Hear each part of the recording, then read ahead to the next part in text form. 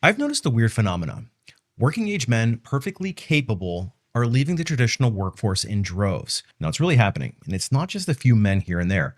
I'm talking millions of working age men who are opting out of the 9 to 5 world, and it's creating a quiet crisis that not enough people are talking about. And so today, we're going to be doing exactly that, diving into what's going on, why it matters, and why this trend could potentially hurt everyone, including the men themselves. Hi, everybody, and welcome back to my channel.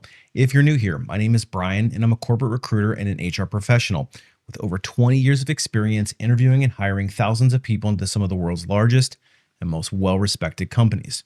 And I've made it my mission to demystify how careers and job search works in the corporate world. So if this kind of content interests you, make sure you hit that subscribe button. And if you're tired of employers holding all of the cards, and maybe you're somebody who is considering leaving the workforce as a result, then it's critical that you learn how to reclaim control over your career. Now, I've created a free 1.5 hour webinar teaching exactly how you can do this yourself.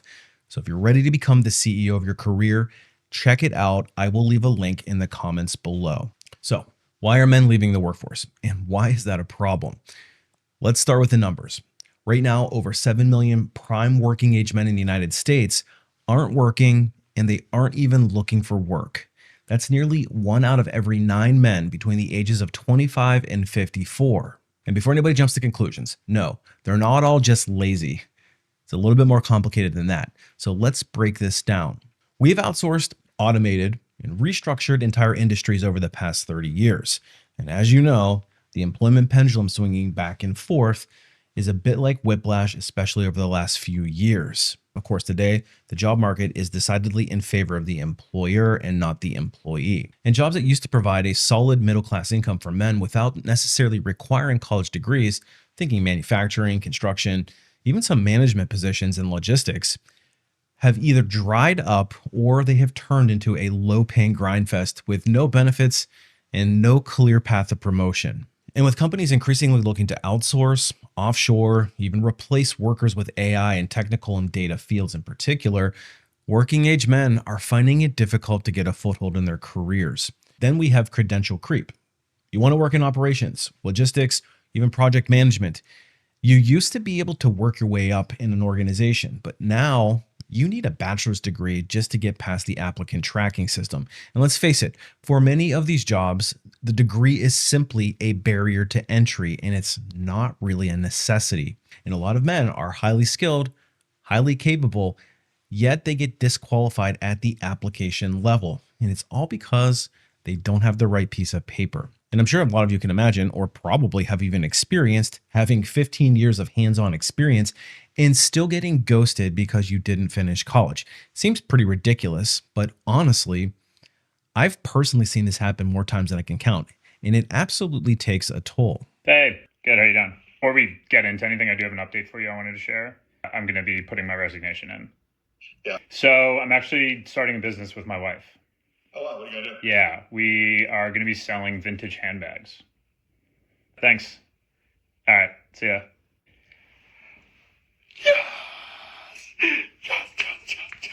Now, let's be honest. Every single time I make a video like this, there are people in the peanut gallery who say, it's time to start your own business. Just leave the workforce and do your own thing. But social media has sold us a fantasy. Now everybody is a founder. We're into drop shipping, we're into day trading, we're into reselling, we're into coaching, we're into starting YouTube channels. And hey, I'm an entrepreneur myself, so I totally get it. But statistically speaking, most small businesses fail within the first 5 years. And listen, I speak with direct experience. It's tough. It's isolating. And a lot of people simply aren't built for the grind that comes with running a real business. The fantasy doesn't always match the reality of it. And when you factor in the long hours, the tax burdens, the high cost of insurance, if you haven't shopped for health insurance on your own, you'll be in for a real surprise. The idea of running your own business does lose its luster relatively quickly. Not to mention, you always got to worry about where your next paycheck is coming from, and that's often easier said than done. So what happens? The guy, out of frustration, leaves his job to chase the side hustle dream, but doesn't pan out. And then he feels too embarrassed or defeated to rejoin the traditional workforce. pride that we all have tends to kick in. I just realized it doesn't matter how early I go to sleep. I just don't want to go to work. I could have gone to bed at 8 p.m., did yoga, drank tea, had my soul cleansed by a monk. It doesn't matter.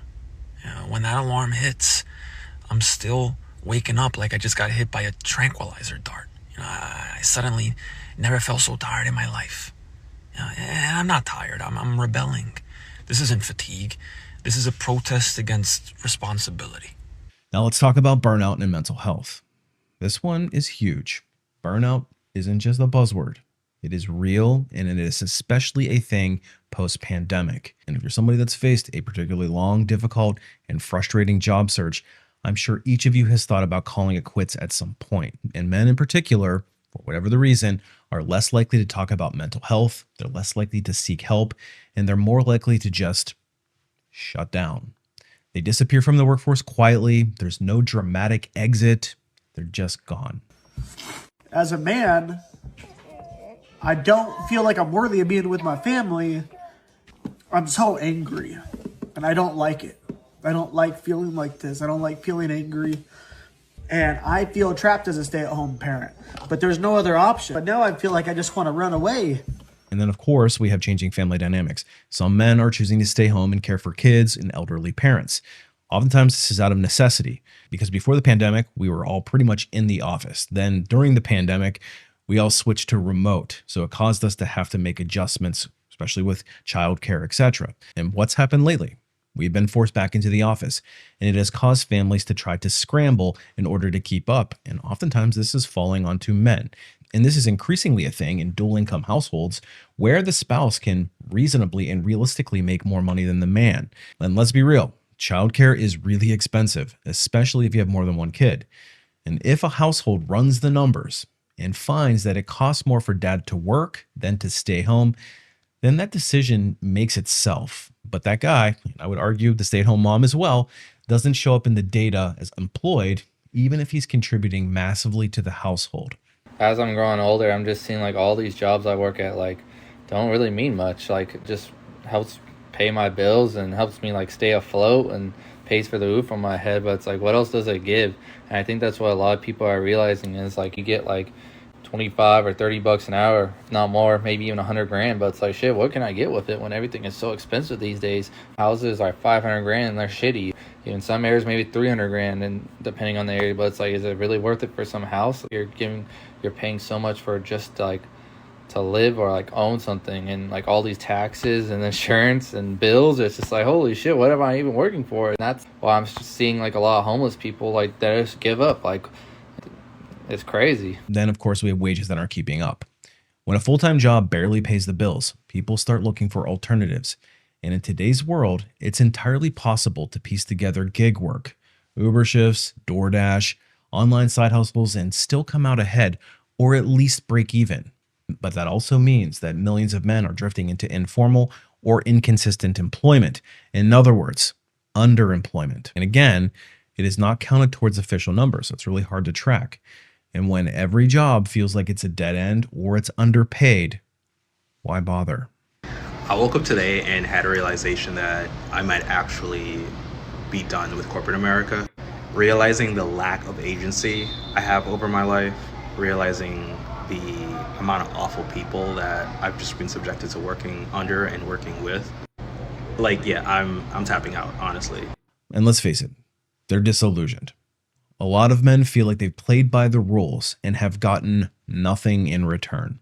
Old promises like company loyalty, job security, pensions, and a comfortable retirement are pretty much a thing of the past. And worse, nobody's taught them the rules of the game. Well, at least not outside of this channel. But it's pretty much up to you to figure it out as you go. The issue is, most people don't, and they end up making mistakes that doom their career before it even gets off the ground. So what ends up happening? They tap out. And honestly, I don't blame them. But here is the problem. This isn't sustainable for anyone. A massive portion of the working population just can't sit on the sidelines forever. We are already seeing the cracks, industries that can't find the right talent, tax revenues that are shrinking, social safety nets are also being strained. And more importantly, the men themselves are struggling emotionally and financially. Listen, you have every right to be overly jaded in your career. The job market has made it that way. But here's the hard truth. Work provides more than just a paycheck. It gives structure, purpose, identity, social interaction, long-term stability. And when men disengage from that entirely, we run the risk of deeper loneliness, depression, and societal instability. So what do we do about it? If you're a man watching this, and my statistics say about 70% of you are, and you feel like you're being pushed out, boxed out, or burned out, I get it. I really do. I have been there myself. But you don't have to stay stuck, because re-engaging and actively managing your career does not mean that you're selling your soul to a job that you hate. In fact, it's the exact opposite. It means learning how to navigate this new world of work with an actual strategy, and potentially for the first time ever. So this might mean learning how to position yourself for better roles, upgrading your skills smartly, and not just chasing endless degrees or certifications that don't truly add value. Learning how to write a resume like a recruiter would. And I know a lot of people give me grief about this, but learning how to write your own resume and not trying to outsource it to everybody else is a crucially important skill in your career, and one that everybody should have. It pays dividends on the bottom line and how much earning potential you have long term. It also means using networking to your advantage without feeling awkward. And yes, it does mean that you're going to have to put yourself out there. And I know that that's an uncomfortable thing for a lot of people, but there are methods to do this that are actually effective. And when people say networking doesn't work, I'm going to say you're probably doing it wrong. And finally, it means getting clear on what you want long term, so that you are not drifting aimlessly. Because if you do not have a plan, you are never going to succeed, and nobody's going to do it for you but you. Listen, if you want more help figuring out how to take back control in your career, check out the free training that I mentioned at the top of this video. The link is in the description and the comments below. The job market may be broken, but you don't have to be.